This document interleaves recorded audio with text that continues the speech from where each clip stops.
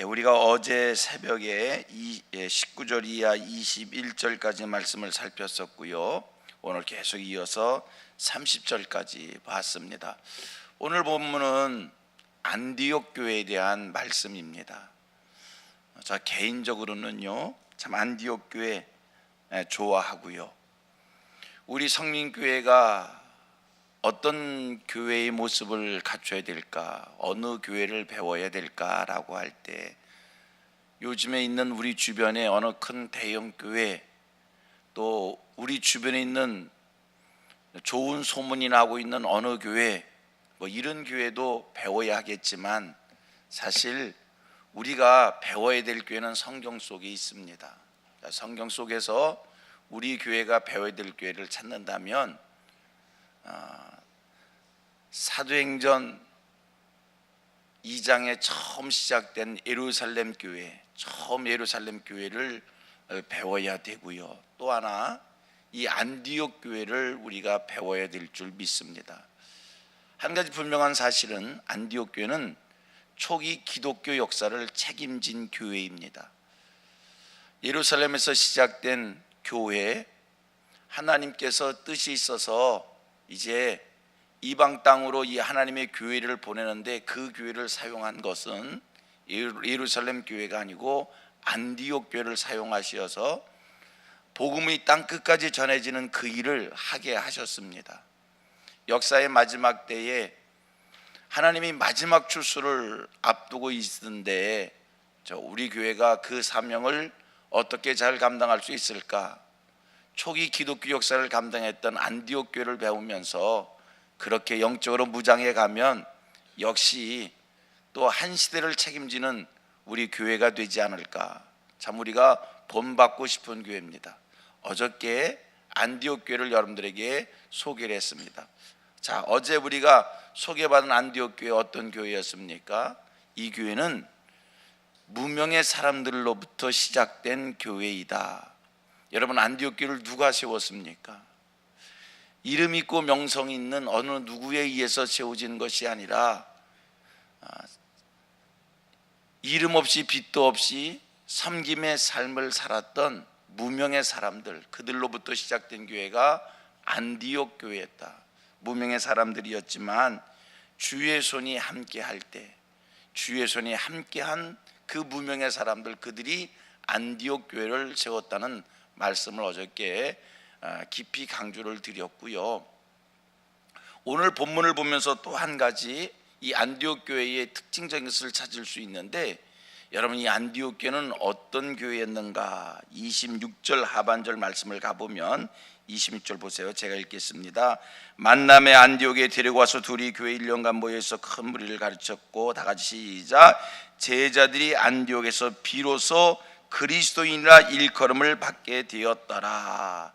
제자들이 비로소 그리스도인이라 일컬음을 받게 됐는데 바로 안디옥에서 그리스도인이란 이름을 듣기를 시작했다. 여러분, 그리스도인은 제자들이 안디옥에서 비로소 그리스도인이라 일컬음을 받게 되었다. 비로소 그리스도인이라고 하는 이 칭함을 받기 시작한 게 안디옥 교회로부터라는 겁니다. 이 말은 그리스도에게 속한 사람이다. 제자들이 비로소 그리스도께 속한 사람들이다. 이런 얘기를 듣기 시작했다는 거예요. 제자들이 비로소 이 사람들은 그리스도의 사람들이다 라고 하는 이런 인정을 받았다는 겁니다. 제일 처음 그리스도인이란 이름 닉네임을 얻은 게 안디옥 교회였어요. 여러분, 안디옥 교회의 열심을 상상해 볼 수 있습니까? 안디옥 교회는요, 한마디로 열심이 더 심한 교회였다. 우리 이렇게 생각할 수 있습니다. 자, 보세요. 상상의 세계를 한번 상상해서 생각해 보셔봐요. 예루살렘에서 기독교인들이 대핍박을 받았습니다. 예루살렘에 머물러 있던 기독교인들이 핍박을 피해 살기 위해서 흩어져서 안디옥까지 왔습니다. 안디옥은 완전히 새로운 세계예요. 자기들의 삶의 터전을 버리고 이제 새로운 곳에 와서 새로운 삶을 시작해야 됩니다. 이렇게 얘기할 수 있습니다. 집도 장만해야 되고요, 먹고 사는 문제도 해결해야 되고요, 어쨌든 여기에서 이제 새로운 삶이 시작되는 거예요. 그런데 여러분, 예루살렘에서부터 안디옥까지 건너온 이 그리스도인들, 여기 와서 예루살렘에서 하던 일을 계속하고 있습니다. 모이는 일, 기도하는 일, 찬양하는 일, 예배하는 일, 전도하는 일, 이런 거를 예루살렘에서 하던 그 일을 안디옥에 와서 지금 그대로 하고 있는 겁니다. 상상해 보십시오. 안디옥에 와서 새로운 삶의 터전을 마련해야 되는 거잖아요. 집도 장만해야 되고 일거리도 찾아야 되고 의식주의 문제를 해결해야 되는데, 이 사람들 여기 와서 계속해서 모이기에 힘쓰고 찬양하고 기도하고 예배하고 전도하고, 이거를 세상 사람들이 바라보는 거예요. 아니, 이 사람들이 정신이 있는가 없는가? 먹고 사는 문제를 해결해야 되지, 집 문제를 해결해야 되지 않아. 그런데 먹고 사는 문제가 우선이 아니라, 집 문제를 해결하는 게 우선이 아니라, 모여서 기도하고 찬송하고 예배하고 전도하고, 이 일이 삶의 우선인 거예요. 그러니까 이 안디옥에 있었던 많은 사람들이 그들을 보면서, 야, 이 사람은 완전히 예수에게 미친 사람들이구나, 이 사람들은 정말 예수에게 속한 사람들이구나, 이 사람들은 정말 예수의 사람이구나, 이러한 소리를 들었다는 거예요. 안디옥 교회가 어떻게 초기 기독교 역사를 감당할 수 있었을까? 이렇게 예수에게 속한 사람들, 예수의 사람들, 예수에게 미친 사람들이 모인 공동체였기에 한 시대를 책임질 수 있었다는 겁니다. 여러분, 자, 기억하세요. 하나님 살아 계십니다. 하나님께서 우리 인생들을 책임져 주시고 복을 내려 주실 때 성경대로입니다. 여러분, 우리 삶에 있어서 우선순위 무엇에 어떻게 두어야겠습니까? 같이 고백합니다. 하나님 살아 계십니다. 성경 말씀대로입니다. 우리 마음에 확 새겨지길 바랍니다. 먼저 그의 나라와 그의 의를 구하면 이 모든 것을 너희에게 더하여 주신다 라고 하는 것은 성경의 말씀입니다. 아멘이지요. 자기의 목숨을 구원코자 하는 자는 잃을 것이요, 나와 복음을 위하여 자기 목숨을 잃으면 구원을 얻으리라. 성경 기록되어져 있는 말씀입니다. 이 말씀대로입니다. 안디옥의 그리스도인들 시급한 일들 많이 있었습니다. 먼저 해결해야 될 일 많이 있습니다. 그들 힘들고 어려울 때 신앙 중심으로 살았습니다. 망했습니까? 굶어 죽었습니까? 성경대로입니다. 신앙 중심으로 살았더니 먼저 그의 나라와 그의 의를 구하는 이 복음의 열정 가지고 살았더니 하나님께서 육신의 삶에 필요한 것도 일용할 양식으로 더해 주시면서 축복해 주시더라는 겁니다. 여러분, 성경 말씀대로입니다. 같이 고백합니다. 또 한 번 합니다. 성경 말씀대로입니다. 예수를 확실하게 믿는 하늘 백성들 되기를 축복합니다. 제가 이 얘기는 너무 자주 했고요, 종종 했기에 또 하면 목사님 또 그 얘기하네, 이렇게 생각하실 수 있을 거예요. 그래도 생각이 나서 합니다. 우리 교회 장로님은 아니시지만 제가 잘 아는 어떤 장로님이에요. 좀 오래된 얘기입니다. 그분이 그러더라고요. 목사님, 성경 말씀대로 살면, 그분 표현대로 얘기하면 쪼다됩니다, 이렇게 얘기해요.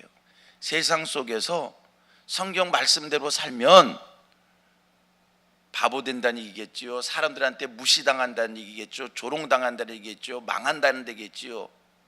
왜? 이 경쟁 사회 속에서 어떻게 성경 말씀대로 사느냐는 거예요. 이 경쟁 사회 속에서 어떻게 오른뺨을 맞으면 왼뺨을 돌려대고 겉옷을 달래면 속옷을 주고, 그렇게 살면 사람들한테 이용당하고, 그렇게 살면 바보 되지 않겠습니까? 그런 두의 이야기인 겁니다. 정말 그럴까요? 하나님 살아 계십니다. 우리가 어정쩡하게 예수를 믿으니까 성경 말씀대로 예수 믿는 것도 아니고 내 식대로 예수 믿는 것도 아니고 그냥 이것도 아니고 저것도 아니니까 하늘의 복을 받지도 못하고 내 노력과 내 수고대로 살아서의 어떤 결과도 없고 어정쩡하게 예수를 믿으니까 기적도 없고 능력도 없는 거예요. 예수를 확실하게 믿을 수 있기를 바랍니다. 하나님 살아계십니다. 안디옥 교회의 성도들 성경 말씀대로였습니다. 그냥 예수에게 미친 사람처럼 살았습니다. 예수에게 속한 사람으로서, 그리스도의 사람으로서 살았습니다. 그랬더니 교회도 부흥되어지고 자기들의 삶도 하나님의 책임져 주심과 보장하심이 따랐다. 기억할 수 있기를 바랍니다. 우리 성민교회 복음의 열심이 탁심한 그런 교회 되어지기를 주님의 이름으로 소원하고 축복합니다. 안디옥 교회의 세 번째 특징입니다. 첫 번째는 무명의 사람들에 의해서 세워졌다는 것이고요. 두 번째는 뭐라고요? 그리스도인이라 칭함을 받은 사람들이었다는 것이고요. 세 번째 27절 이하 30절 말씀을 보니까 이 교회는요 실천이 있는 교회였다. 하나님의 말씀을 듣는 것으로 끝나는 것이 아니라 들은 말씀을 실천했다. 이거 중요한 이야기입니다. 자, 27절부터 30절 제가 먼저 읽겠습니다. 그때의 선지자들이 예루살렘에서 안디옥에 이르러 천하의 큰 흉년이 들리라 하더니 글라우디오 때에 그렇게 되니라. 제자들이 각각 그 힘대로 유대에 사는 형제들에게 부조를 보내기로 작정하고 이를 실행하여 바나바와 사울의 손으로 장로들에게 보내니라. 안디옥에서 믿는 성도들의 숫자가 늘어나고 교회가 부흥되어진다는 이러한 소리가 들렸어요. 그랬더니 예루살렘 교회에서 이 안디옥에 선지자들을 보내는데 그때 보냄을 받은 선지자 중에 한 사람이 누구였냐면 아가보라는 사람이 있었어요. 이 아가보에게 하나님께서 말씀을 보내주셨어요. 아가보에게 하나님께서 계시를 주셨어요. 앞으로 큰 흉년이 있을 것이다. 이 말씀을 안디옥 교회가 들었어요. 그 말씀을 듣고 흉년을 준비해서 흉년을 넘어설 뿐만이 아니라 예루살렘 교회까지 돕는 이런 일을 안디옥 교회가 했다라고 하는 이야기입니다. 여러분, 안디옥 교회의 훌륭한 점이 어디 있습니까? 하나님의 말씀이 임했을 때 그 말씀을 듣고 흘려버린 것이 아니라 그 말씀을 듣고 준비했고 그 말씀을 듣고 말씀대로 실천함이 있는 그런 교회였다는 겁니다. 여러분, 하나님이 우리에게 말씀을 주실 때는 그냥 주시는 게 아니에요. 하나님 우리에게 왜 말씀을 주실까? 하나님 우리에게 말씀을 주시는 이유가 뭘까? 세 가지로 설명을 드릴 수 있습니다. 첫째 하나, 우리에게 복을 주시려고 말씀을 주시는 거예요. 두 번째, 하나님 우리에게 말씀을 주시고 우리를 큰 안위하여 주시려고, 우리를 위로하여 주시려고 말씀을 주시는 거예요. 하나님 우리에게 말씀을 주시는 것은 우리를 실족지 않게 하기 위하여 말씀을 주시는 겁니다. 말씀을 주신 이유가 뭐라고요? 세 가지. 첫째 뭐라고요? 복을 주시려고. 두 번째, 안위하여 주시려고. 세 번째, 실족지 않게 하시려고. 성경입니다. 요한계시록 1장 3절. 이 예언의 말씀을 읽는 자와 듣는 자와 그 가운데 기록한 것을 지키는 자는 복이 있나니. 말씀을 주신 이유가 뭐라고요? 복 주시려고. 두 번째입니다. 히브리서 6장 18절입니다. 이는 하나님이 거짓말을 하실 수 없는 이 두 가지 변하지 못할 사실로 말미암아 앞에 있는 소망을 얻으려고 피난처를 찾는 우리에게 큰 안위를 받게 하려 하심이라. 세 번째, 요한복음 16장 1절입니다. 내가 이것을 너희에게 이르면 너희로 실족하지 않게 하려 함이니. 기억하십시오. 하나님이 말씀을 주시는 것은 복을 주시려고, 우리를 위로하시려고, 우리를 실족지 않게 하시려고 그래서 말씀을 주시는 거예요. 여러분, 선포되어지는 하나님의 말씀을 들을 때 경히 여기지 마세요. 선포되어지는 말씀을 심령에 새기고 선포되어지는 말씀에 따라 세상을 살 때 복이 있는 거예요. 그 말씀 속에 위로함이 있는 거예요. 그 말씀 속에 나를 세상에 실족지 않는 붙잡아 주시는 힘이 있는 거예요. 그런데 우리는 하나님의 말씀을 너무나 자주 듣기에, 설교를 너무나 많이 듣기에 말씀을 들을 때 어떤 감흥이 없어요. 말씀대로 살아야겠다라고 하는 어떤 의지가 없어요. 노력이 없어요. 또 그 말인가 보다. 맨날 했던 말 또 하고, 누가 그러더라고요. 목사는 설교하는 전문가라고 얘기했더니 성도들이 그러더라고요. 우리는 듣는 전문가예요. 듣는 전문가가 되셔서 설교 전문가의 얘기를 듣고 맨날 평가만 하시고 평론만 하시고. 여러분, 하나님은 여러분을 평론가로 세우지 않았어요. 하나님은 여러분들을 긍휼히 여기시사 복받기를 원하시고, 하나님은 여러분들을 긍휼히 여기시사 하나님의 안위하심 속에 있기를 원하시고, 여러분들을 실족지 않기를 하나님이 소원하시는 거예요. 고로 하나님의 말씀을 경히 여기지 말고요, 하나님의 말씀을 늘 심령에 받고 그 말씀을 실천해 가는 일에 열심을 다할 수 있는. 자, 정리해 봅니다. 하나님이 내게 왜 말씀을 주신다고요?